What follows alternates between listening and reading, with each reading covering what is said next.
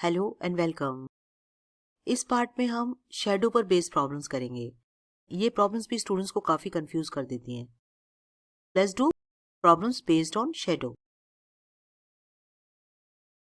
The shadow of A vertical tower on level ground increases by 10 meters when the latitude of the sun changes from angle of elevation from 45 degrees to 30 degrees. Find the height of the tower.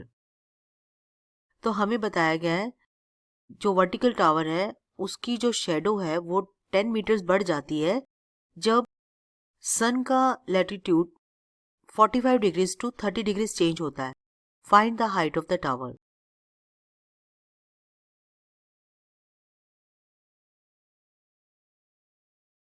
Late us suppose that AB is the vertical tower, this is the height of the vertical tower और हमें height find out करनी है, इसलिए हम इसे H ले लेते हैं।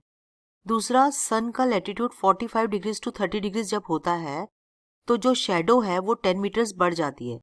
तो BC को शेडो ले लेते हैं। This BC is the shadow of the tower और इट इंक्रीजेस बाय 10 मीटर्स, यानी कि ये जो CD है ये 10 मीटर्स है जब सन का लैटिट्यूड 45 डिग्री से 30 डिग्रीज हो जाता है।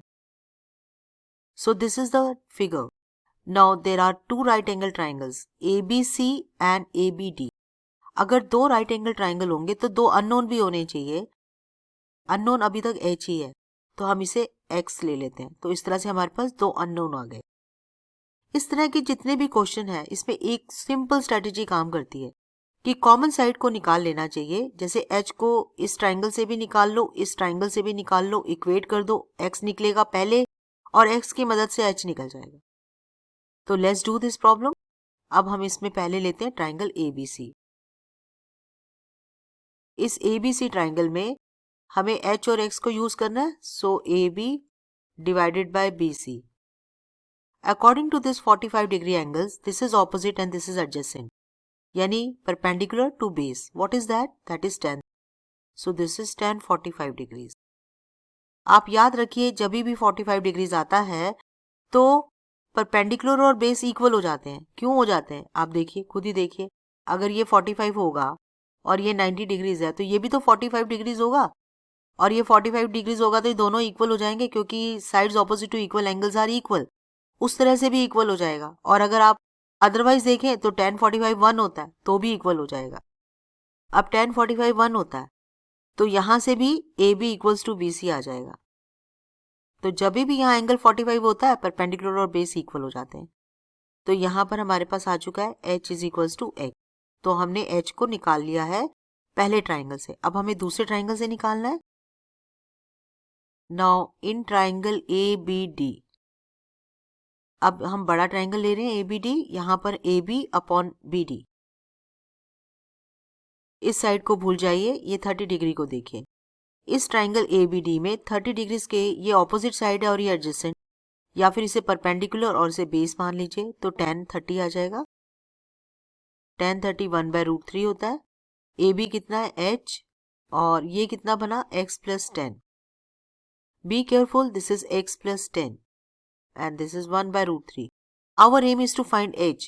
तो H को यही रहने देते हैं। अब हमारे पास H यहाँ से भी है, यहाँ से भी है, तो इक्वेट कर देते हैं।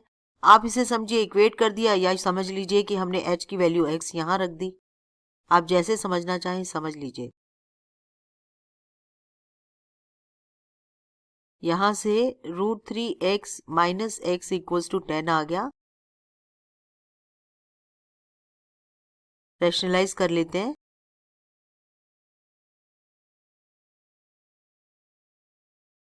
तो हमारे पास x आ चुका है 5 टाइम्स √3 प्लस 1। ये है x। पर आप यहां से देखिए फ्रॉम फर्स्ट h और x तो इक्वल ही है, तो h भी 5 टाइम्स √3 प्लस 1 आ चुका है। हम इस आंसर को √3 में नहीं छोड़ सकते क्योंकि हमसे जब तक कहा नहीं जाए हम आंसर को ऐसे छोड़ नहीं सकते। ये आ गया 13.66 metres. So the answer is 13.66 meters.